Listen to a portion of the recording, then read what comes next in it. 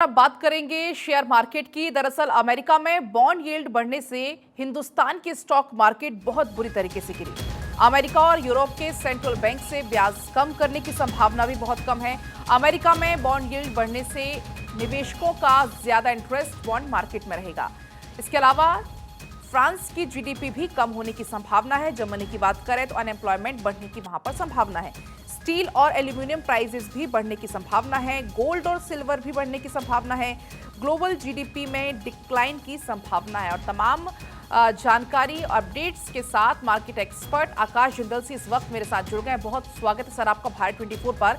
लेकिन हमने इसके पहले कुछ दिन से देखा कैसे एकदम स्पीड में शेयर मार्केट चल रहा था, हरे निशान पर चल रहा था, लेकिन अचानक से इतनी गिरावट दर्ज की गई। उसके पीछे का आप कारण क्या समझते हैं? बड़ा आपने इंटरेस्टिंग क्वेश्चन पूछा। हुआ क्या है, अमेरिका में बॉन्ड यील्ड बढ़ गई है। अब संभावना यह है कि अमेरिका का सेंट्रल बैंक फेड और European central bank rate of interest शायद ना कम करे, तो उसके चलते बॉन्ड यील्ड बढ़ गई है। बॉन्ड यील्ड का मतलब आम भाषा में अपने दर्शकों को समझाऊं कि वहां अब ब्याज की दरें जो हैं एक तरीके से ज्यादा मिलने लग गई हैं। अगर डेट पे इन्वेस्ट करोगे तो ज्यादा रिटर्न मिलेगी। तो जब इस तरह की सिचुएशन आती है तो लोगों का इंटरेस्ट बॉन्ड्स की तरफ ज्यादा होता है, क्योंकि बॉन्ड्स को जनरली इक्विटीज के मुकाबले कंपैरेटिवली सेफर इंस्ट्रूमेंट माना जाता है। तो लोगों का रुझान अब बॉन्ड्स की तरफ ज्यादा होगा, शेयर मार्केट की तरफ कम होगा, ऐसी संभावना लग रही है ग्लोबल इन्वेस्टर्स की। और ग्लोबल इन्वेस्टर्स जो हैं हिंदुस्तान की स्टॉक मार्केट में बहुत बड़ा रोल प्ले करते हैं, चाहे अमेरिकन हो चाहे यूरोपियंस हो। उसके अलावा ग्लोबली देखें, कई तरह की जियोपॉलिटिकल टेंशन चल रही हैं।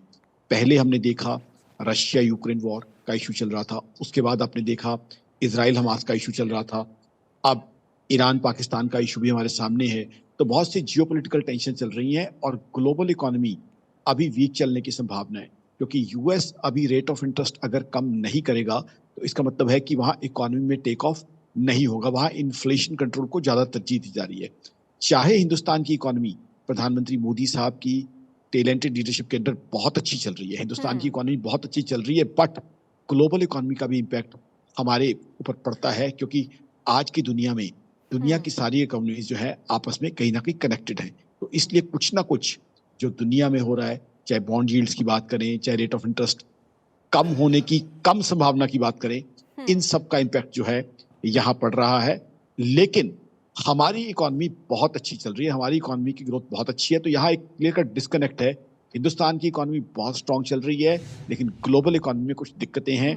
अब क्योंकि दुनिया का हम भी हिस्सा हैं, जाहिर सी बात है ग्लोबल इकोनॉमी की अगर हम दिक्कतों का बात करें कुछ रिकवरी इम्पैक्ट की, तो तो हम पे कब आएगा तक ही। रिकवरी की संभावना? देखिए, डिपेंड करता है ग्लोबल सिनेरियो पे कि ग्लोबल न्यूज क्या आती हैं और जियोपॉलिटिकल टेंशंस आगे चल के किस तरीके का शेप लेती हैं। अगर जियोपॉलिटिकल टेंशंस रिलीज होती हैं तो जाहिर सी बात है इकोनॉमी को इमीडिएट फायदा होगा, ग्लोबल इकोनॉमी में इमीडिएट रिकवरी आएगी। अगर जियोपॉलिटिकल टेंशंस लंबी खिंचती हैं तो ग्लोबल ठीक है। इकोनॉमी को दिक्कतें आ सकती हैं। देखिए, हमने देखा है रशिया यूक्रेन वॉर, बहुत तरह की तो कुल अटकलें थी मिलाकर इन हिंदुस्तान जो के मीडिया सारी में भी। समस्याओं का मिला जुला असर मार्केट पर देखने को फिलहाल मिल रहा है। फिलहाल बहुत शुक्रिया आपका तमाम जानकारी के लिए।